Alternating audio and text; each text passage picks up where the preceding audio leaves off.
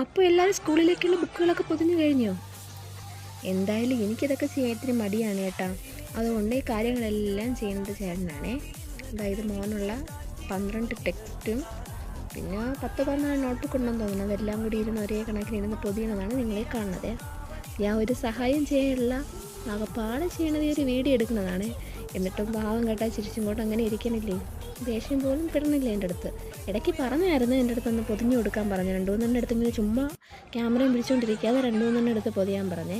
അപ്പോൾ ഞാൻ പറഞ്ഞു ഞാൻ പൊതിഞ്ഞാൽ പിന്നെ അവന് സ്കൂളിൽ കൊണ്ടുപോകാൻ കൊള്ളൂല എന്ന് പറഞ്ഞു. കാരണം വീതി അങ്ങോട്ടും ഇങ്ങോട്ടൊക്കെ കൂടിപ്പോവും. കറക്റ്റ് ലെവലിന് ഇതേപോലെ വൃത്തിക്ക് പൊതിയാൻ എന്നെ കൊണ്ട് പറ്റില്ല. അതുകൊണ്ട് ആ ജോലിയാണ് കെട്ടിയൊന്ന് കൊടുത്ത്. എന്തായാലും ക്ഷമയോടുകൂടി ഒറ്റയ്ക്കിരുന്ന് പൊതിയണം കണ്ടില്ലേ. ഇതുപോലെയാണോ നിങ്ങളെ വീട്ടിലുള്ളവർ?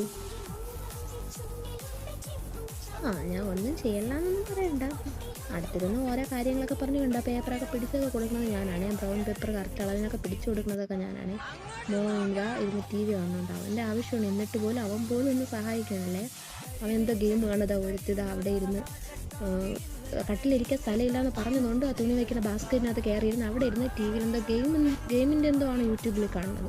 അത് കണ്ടുകൊണ്ടിരിക്കുന്നത്. അത് വെച്ച് നോക്കുകയാണെന്നുണ്ടെങ്കിൽ ഞാൻ ഇങ്ങനെയെങ്കിലും ഇരുന്ന കാര്യം പറഞ്ഞുകൊണ്ടിരിക്കുന്നില്ലേ അല്ലേ. എന്തായാലും ഒരു കാര്യം ചെയ്യാൻ തുടങ്ങിക്കഴിഞ്ഞാൽ അത് വൃത്തിക്ക് കറക്റ്റായിട്ട് ചെയ്തേ ചേട്ടൻ തീർക്കുള്ളൂ. അല്ലാതെ കഴിയിലൊന്നും ഇട്ടിട്ടൊന്നും പോവില്ല. ഇവിടെ ഞാനാണെന്നുണ്ടെങ്കിൽ എന്തെങ്കിലും ജോലി ചെയ്ത് കുറേ നേരം കഴിഞ്ഞ് മടുക്കുമ്പോൾ പിന്നെ അത് പിന്നെ ചെയ്യാമെന്ന് പറഞ്ഞുകൊണ്ട് മടിച്ചിട്ട് അവിടെ ഇട്ടിട്ട് പോകും. ചേട്ടൻ പക്ഷേ അങ്ങനെയൊന്നുമില്ല കേട്ടോ. ബുക്ക് പൊതിയ ഇരുന്നിട്ട് മൊത്തം ബുക്കും ടെക്സ്റ്റും എല്ലാം പൊതിഞ്ഞ ശേഷമാണ് ഇരുന്നെടുത്തുനിന്ന് എണീറ്റ്.